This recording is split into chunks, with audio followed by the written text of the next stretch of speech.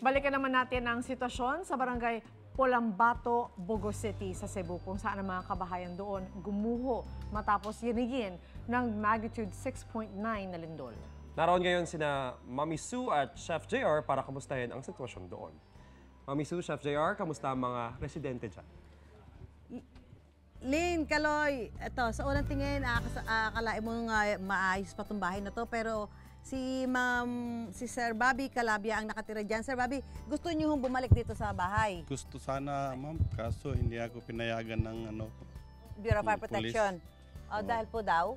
Dahil daw aftershock. Aftershock. At saka po nga meron hong pinsala na yung inyong bahay, may bitak.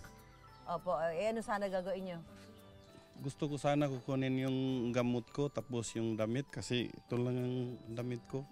Pero hindi kayo pinapayagan kasi Hindi may mga payagan. aftershock. Actually, may mga aftershock. Sir Bobby, diyan ka lang ha, mag-iingat po kayo. May mga aftershock. Actually, kanina ho, ilang minuto bago tayo umere, nagkaroon ho ng aftershock dito.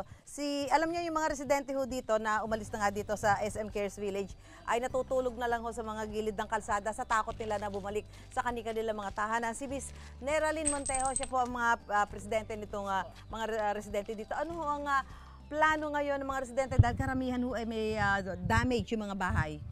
Kami talaga, ma'am, nawalan kami ng pag-asa ngayon kasi sabi ng mayor, bawal na po kami tumira dito. Damage na talaga, ma'am, naka-aftershocks na kasi ngayon. Tapos, parang wave to, ma'am, nung naglindol. Kaya di kaagad makalabas yung mga tao dito. Gustuhin man nila, nakaupo, nakahiga yung iba. Kaya nabutan sila ng pag-collapse talaga ng building. Opo. So, yung iba, karamihan sa kalsada, pero siyempre kung sinasabi na hindi na kayo makakabalik dahil yung mga bahay, karamihan ho ay may pinsala, ano ang panawagan nyo sa ating gobyerno? Manawagan po sana kami, mabigyan man lang kami ng luti o pabahay po. Kasi kailangan talaga naming may matirhan. Sobrang hirap po talaga ngayon, kahit tent, wala kaming mahingian. SM lang nga, nagpapadala ng 11 na tent, tapos di pa naman kasya.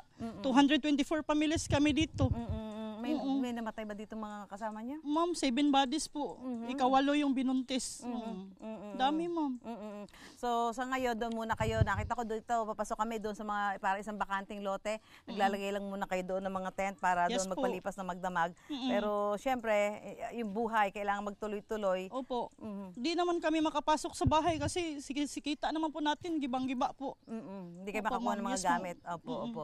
So, sa ngayon, may mga ano ho ba kayo? May mga nakatira ho ba dito na may mga natuluyang mga kamag-anak o talagang dito lang sila? Yung iba po, pero karamihan talaga mo wala.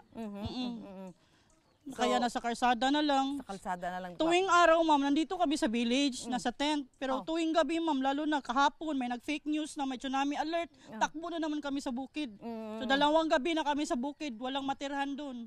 Kaya sila ho inaabutan natin na natutulog ho sa mga gilid ng kalsada. Doon sila nagpapalipas ng magdamag. Dala na matinding takot dahil nga po may mga aftershock pa ho talaga at nararamdaman naman ho natin yan. Actually kanina ay naramdaman ho natin yung aftershock dito ho sa SM Cares Village, dito ho sa Barangay Polambato sa Bogo City. Maraming salamat po, ma'am. At Salamat sana po nga talaga. kayo kahit pa paano ay matugunan yung inyong panawagan. Sana ano po, sana po, marinig nila. Salamat po mula po dito sa Barangay Polambato sa Bogo City. Back to studio po tayo.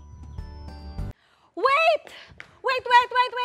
Huwag mo munang i-close! Mag-subscribe ka muna sa GMA Public Affairs YouTube channel para lagi kang una sa mga latest kwento at balita.